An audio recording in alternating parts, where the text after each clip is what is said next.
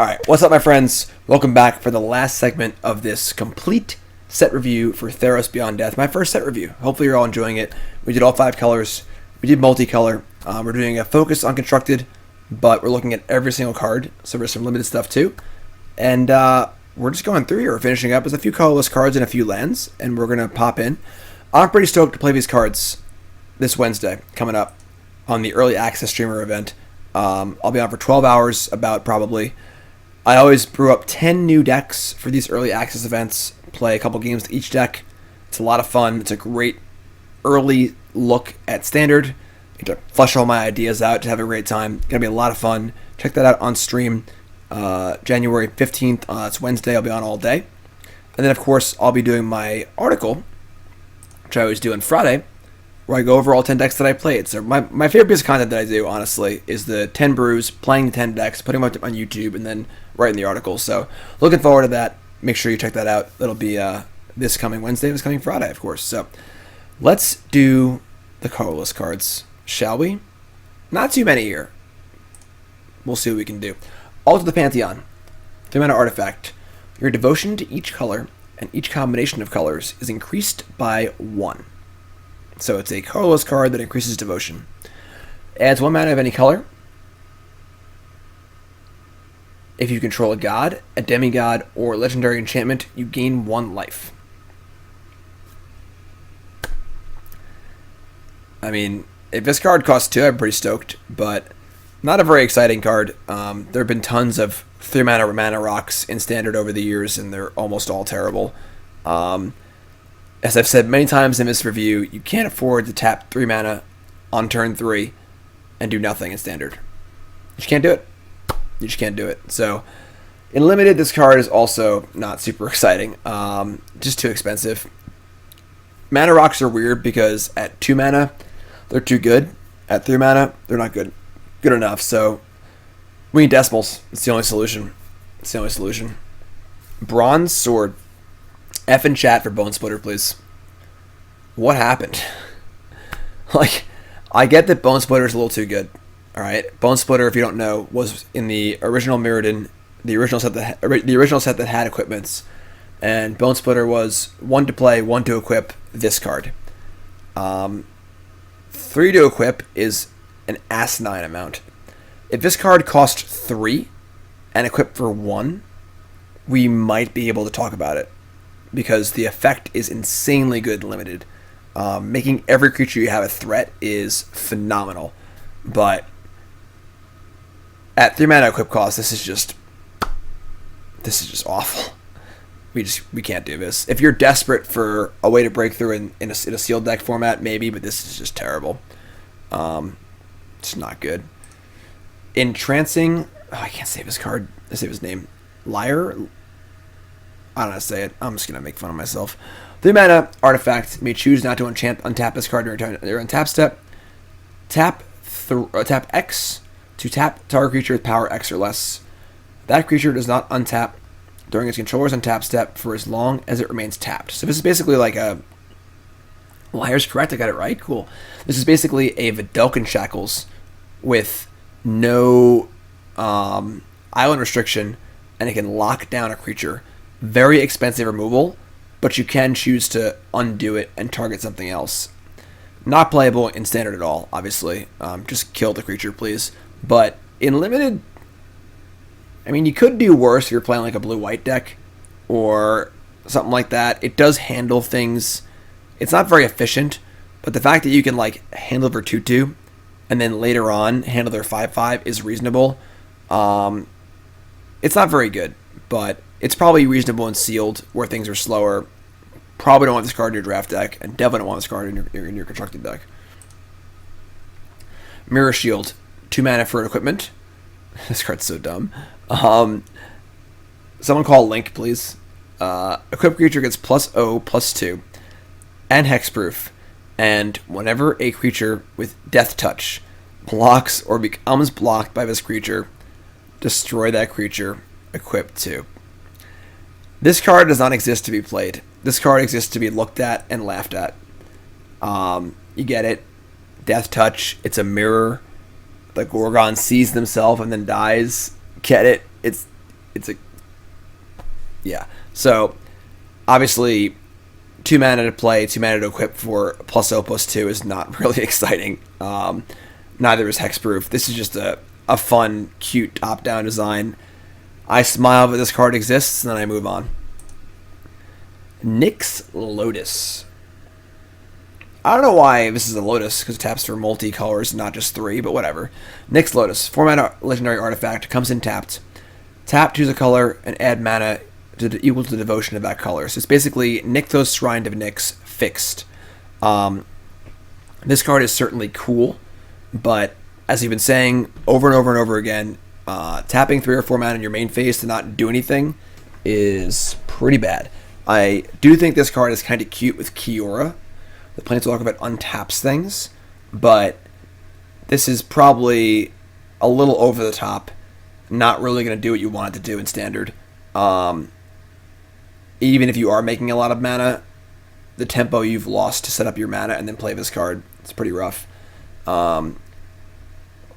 Copying it with Saheeli is cute, but you lose the Lotus itself. It's legendary. So, I'll say it. I wasn't going to say it, but I'll say it. It's a commander card. There, I said it. You happy? Yeah, so not very exciting. That's true. The copy comes tapped anyway, so yeah, not a very exciting card. I'm not sure what you want to do with this card realistically, but it's cool. Shadow Spear, 1-mana equipment, +1/+1, trample, lifelink. So look at this card next to that Bone Splitter. Oh my god. So +1/+1, trample, lifelink for an equip cost of 2. So on rate, this card's actually fine. I would like a little more power, but it's cheap to play, it's cheap to equip. Trample and lifelink are good. It's pretty good, honestly. Pretty good. It also has the ability, pay 1, permanents your opponent's control, lose hexproof, and indestructible until end of turn. So that's not why you're playing this card. If you're playing this card, it's probably because you want equipment and it does reasonable things. But it's a nice thing to have. It's a good rider text. It's good against gods, good against hexproof. It's kind of cool, honestly. This card's cool. It's good on rate. It has good abilities. This card is going to see playing constructed at some point, probably. I would say it is insanely good and limited, and people in chat are going a little over the top with this card. This card's not that good. It's fine, but it is good enough by itself, and then also does an ability. So it's kind of cute. It's kind of cute. It's a cool card. Soul Guide Lantern, 1-mana artifact, comes into play. Exile a card from the graveyard. Sacrifice to exile a graveyard. Pay 1 sacrifice to draw a card. This is kind of a cool card. It's similar to Scrabbling Claws, things like that. Reasonable graveyard hate. It cycles. If there's some artifact deck that really wants to play an artifact and cycle it with like Saheeli and stuff, that could happen too. But very reasonable card, good sideboard card. Could see main deck play in the right metagame, but very reasonable card, playable in all formats if you want this effect. Playable and limited, just cantrip, so definitely a good card. It's better and worse than Relic in some ways. You can't draw a card when you nix their graveyard. You can draw a card without exiling your own graveyard. It's only 1 mana to do something to their graveyard, which is kind of cool. But definitely a very real card. Very, very real card. I'm not saying that word. Something familiar. 3 mana for a 1/3 comes into play in Scries. This is a decent vessel for like auras and equipment in limited, but not very exciting. Terrible constructed. It's okay. Thundering Chariot. They really took it easy on vehicles after Kaladesh with Copter and in limited. Oh, what was the card? Renegade Freighter. Oh god, that card was stupid. But they're trying again, and this card is definitely reasonable. Not playable constructed, obviously, but very reasonable limited card. First Strike Trample Haste for 3/3 is very good. Crew 1 is very reasonable. This card's certainly fine. It's not great. It's not incredible. If it costs 3, it'd be great. But okay, fine limited card. And the Traveler's Amulet's back. Same thing. This stuff is definitely playable in constructed. If your deck wants this effect, if there's artifact synergies, things like that. But not super exciting. And then limited, if you have a splash color, this card gets it. Pretty simple, right? Wings of Hubris, obviously a little, oh god, what's his name? Icarus. A little Icarus action here, right? 2-mana equipment, gives a creature flying. Then you can sacrifice the Wings of Hubris. Equipped creature cannot be blocked this turn. Sacrifice it at the beginning of your next end step. So it flies so high that it can't be blocked. And then the wings go away. Although the creature doesn't die, so the creature goes, it flies high with the wings, right? Then it's like, yo, they have a Lyra Dawnbringer. I got to get really high to kill my opponent. So they go even higher, get an unblocked. Oh, you're right. I didn't keep reading.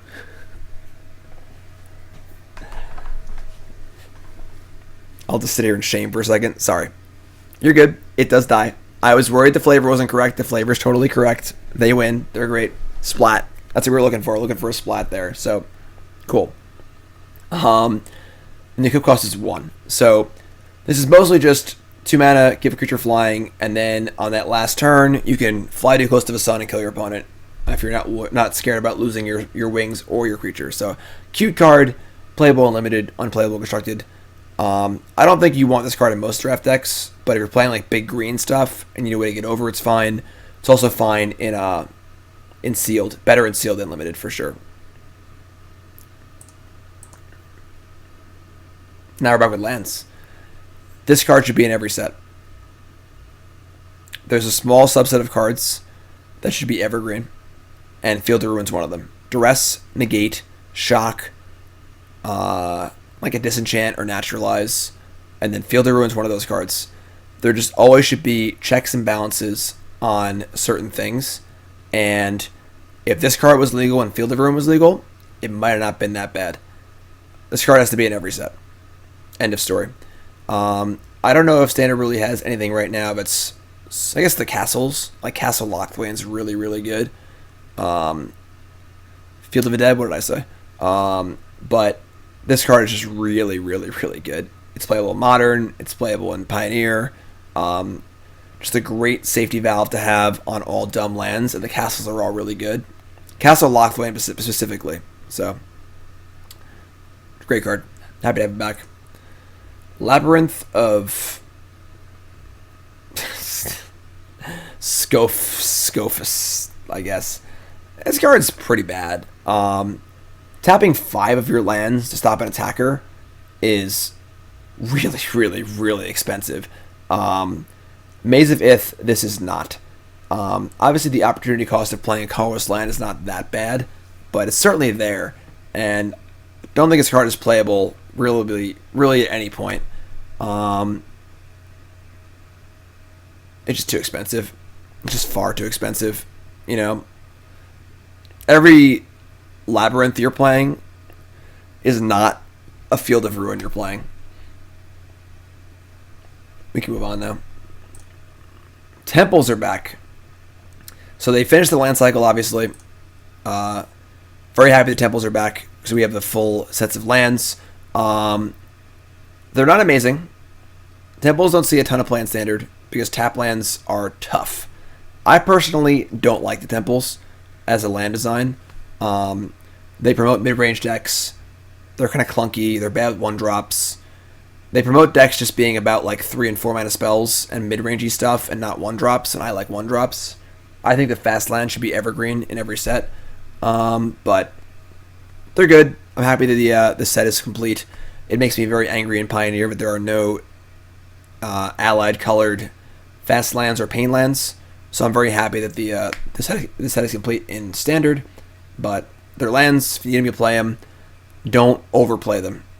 Please be aware that tap lands come with a heavy price, and that's basically it. That's all I got. I mean, these cards do, so nothing fancy there. Nothing fancies. Unknown Shores, this card's a lot worse than it looks. It's obviously unplayable in Standard, but if you're splashing a color A lot of times you're just better off playing a basic land of your splash color than playing this card. It's just not very good. Unless your splash is like a 1 or 2 mana spell. But definitely not a great card. Just very, very clunky, very, very rough. And then the fancy basics. That's basically it. I don't like these. But they're cool. Whatever. They're not for me. It's important to be able to say, these things aren't for me. But that's okay. Why would I complain? They're not made for me. You know? So, that's it. That's the whole set review. Took me 6 hours. But, here we are. So, I really appreciate everyone watching. If you're on YouTube, please let me know what's your favorite colorless card of the set. Alright? Like, comment, subscribe. Watching on Twitch, make sure you follow. We did it. This is my first set review ever. I've never done a full set review like this, going through every card. Hopefully you all enjoyed it. I would love to hear your feedback. Please, positive, negative feedback, whatever you got for me, let me know. Because if people like this, and it does well, the stream did very well. If the YouTube videos do very well also, I'll do this every set. If you don't like it, tell me why. Don't be shy. Don't be like, your hair is dumb, or whatever. Like, that's not very useful. But if I talk too much about certain cards, I didn't talk clearly about things were unclear, or the way I laid it out wasn't good, let me know, honestly. Let me know, because I'd be happy to improve. I like improving. Yeah, my hair is kind of going nuts, right? So, that's what I got. I didn't do the dual deck cards.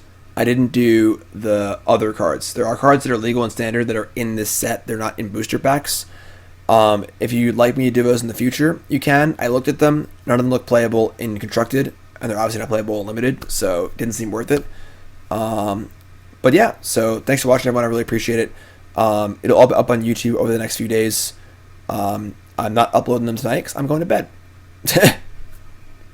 Get bent. But so, if you're watching on YouTube, I love you all. Make sure you like, comment, subscribe, follow, and I appreciate the watching. Thanks so much.